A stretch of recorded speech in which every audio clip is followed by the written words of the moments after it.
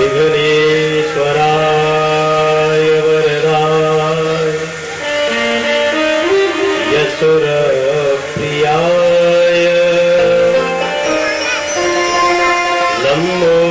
लंबोदराय सकलाय जगतिताय नागाननाय श्रुतय विभूषिताय गौरीसुताय गणनाथ नमो नमस्ते। गुरुर्ब्रह्मा गुरुर्विष्णु गुरुर्देव महेश्वर गुरुर्साक्षात् परब्रह्मा तस्मै श्री गुरवे नमः। या कुन्देन्दुतुषारहारधवला या शुभ्रवस्त्रावृता या वीणावरदण्डमण्डितकरा या श्वेतपद्मासना या ब्रह्माच्युतशङ्करप्रभृतवै निःशेषजाड्यापहा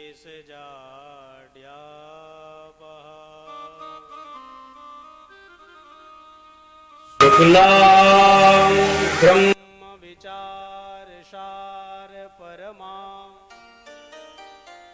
माध्यां जगद्व्यापिनी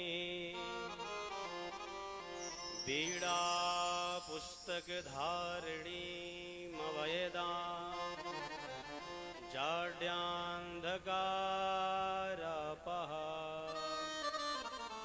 हस्ते स्फाटिकमालिकां विदधति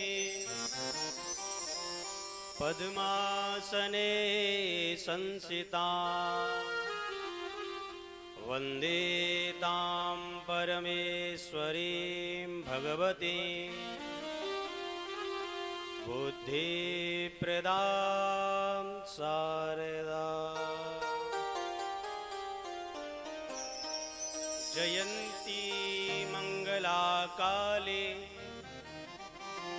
भद्रकाले कपालिनी दुर्गा क्षमा शिवा दात्री स्वाहा स्वदा नमोस्तुते। सर्वमंगल मांगल्ये शिवे सर्वार्थसाधिके शरण्ये त्र्यंबके गौरी नारायणे नमोस्तुते। निश्चय प्रेम प्रतीतिते विनय करे सन्मान और तिनके कारज सकल शुभ श्री सिद्ध करे हनुमान। गुरुर्ब्रह्मा गुरुर्विष्णु गुरुर्देव महेश्वर गुरुर्साक्षात् परब्रह्म तस्मै श्री गुरुवे नमः। गुरु गोविंद दोनों खड़े काके लागू पाए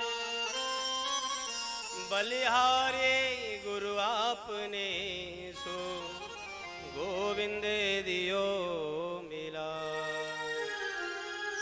बोलो सद्गुरुदेव भगवान की, श्री गणेश जी महाराज की, वस्ती माता की जय, सच्चे दरबार की जय, दुर्गे मैया की जय, श्री भूमिया बाबा महाराज की जय, रामपुरा बलवीर के जय। आज के यजमान जी की जय। जय जय श्री राधे। जय जय श्री राधे। जय जय श्री राधे। नमः पार्वती पतये हर हर महादेव। आइए परमपिता परमात्मा के परम अनुग्रह परम आशीर्वाद से तोमर परिवार आज श्रीमद् देवी भागवत महापुराण का प्रथम दिवस श्री गणेश पूजन इत्यादि करते हुए हम सब आप मिलजुल के उस परम सत्ता को नमन करते हैं जिसने हम आप सब का निर्माण यत्र तत्र विराजमान आपके हृदय में आपके सद्गुरुदेव भगवान आपके इष्ट देवता को मैं साष्टांग दंडवत प्रणाम करता हूं।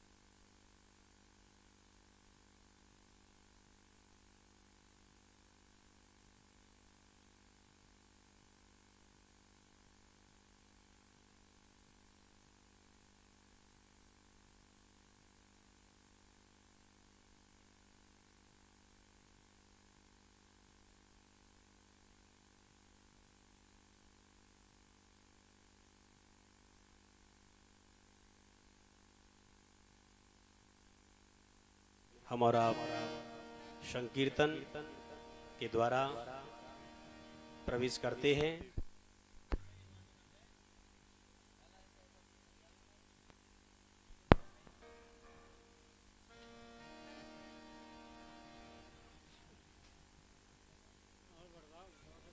श्री राधे।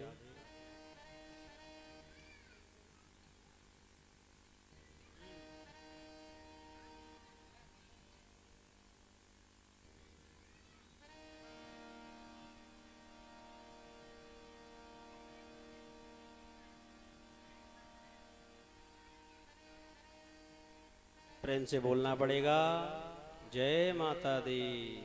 क्या बोलना पड़ेगा? क्या बोलना पड़ेगा आप सबको? जय माता दी। क्या बोलना पड़ेगा? हाँ जोर से बोलो, क्या बोलना पड़ेगा?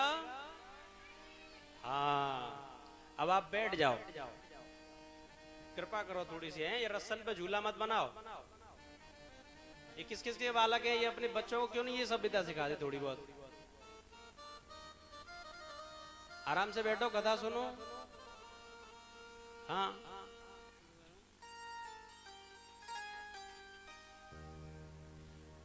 आइए उसी कथा की ओर। जय जय गिरिवर राज किशोरी। जय जय गिरिवर राज किशोरी। जय जय गिरिवर राज किशोरी। जय जय गिरिवर राज किशोरी। जय महेश मुख चंद्र चकोरी। जय महेश मुख चंद्र चकोरी। जय महेश मुख चंद्र चकोरी। जय महेश मुख चंद्र चकोरी।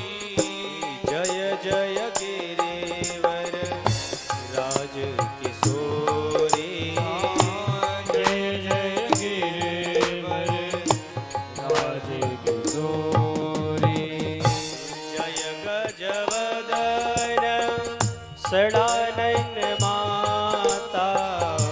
जय गजवदन सडानन माता जय गजवदन सडानन माता जय गजवदन सडानन माता जगत जननी दामिनी द्रुति गाता जगत जननी दामिनी दुति गाता जगत जननी दामिनी द्रुति गाता जगत जननी दामिनी दुति गाता देवी पूजे पद कमल तुम्हारे देवी पूजे पद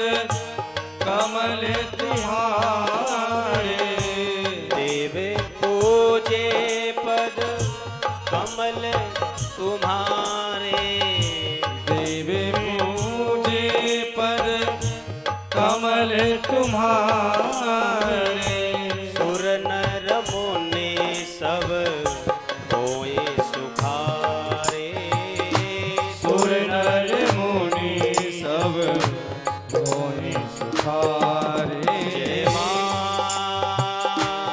जय जय मां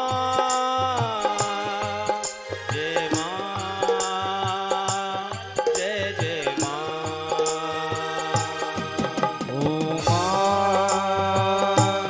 जय जय मां ओ मां जय जय मां जय जय मां जय मां जय जय मां जय मां जय जय मां जय मां जय जय मां जय मां जय जय मां जय मां जय जय मां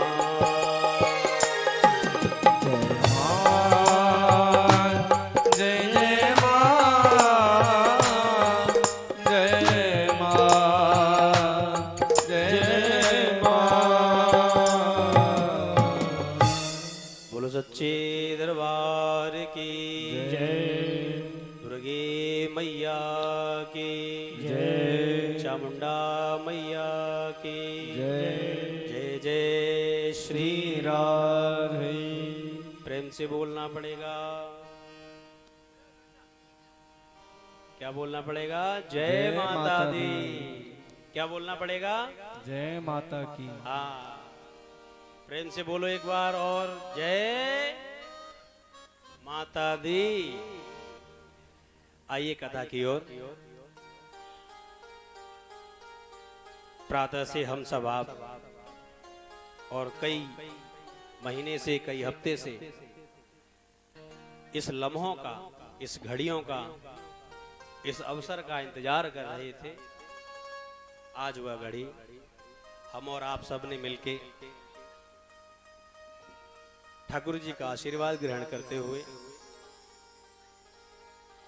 श्री गणेश पूजन और आज का प्रथम दिवस, प्रथम आरती हम आपने प्रारंभ की। ओम श्री जगदम्बिकायै नमः। ओम ऐं ह्रीं क्लीं चामुण्डायै विक्षे।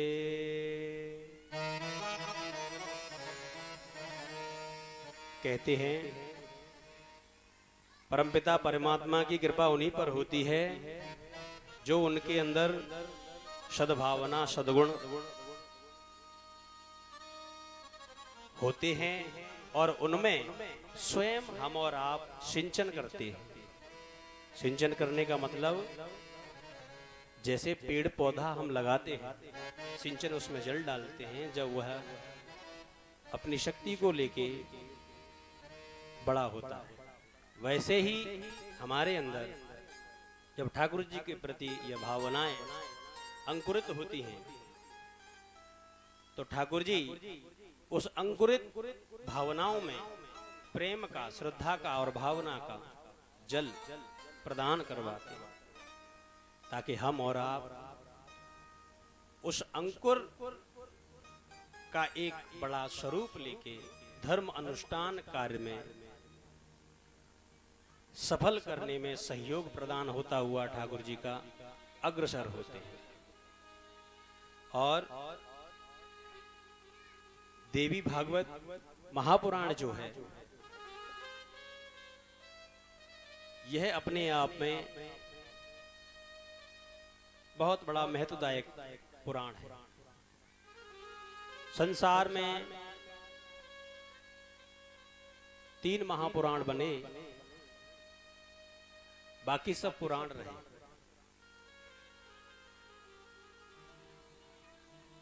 पहला निर्माण हुआ शिव महापुराण, दूसरा श्रीमद् देवी भागवत महापुराण, और तृतीय जब महापुराण का लेखन हुआ तो वह व्यास जी महाराज ने जब खुद को शांति नहीं मिली तो शांति प्राप्त करने के लिए श्री नारद जी महाराज से निवेदन किया था। बोले मैंने एक वेद से 4 वेद किए, 6 शास्त्र किए और महाराज 18 पुराणों का निर्माण किया, परंतु आज भी मुझे शांति प्राप्त नहीं हुई। तो यहां नारद जी महाराज ने श्री व्यास जी को चतुर्थ श्लोकी भागवत का उपदेश करके और उन्हें यह चतुर्श्लोकी भागवत प्रदान की।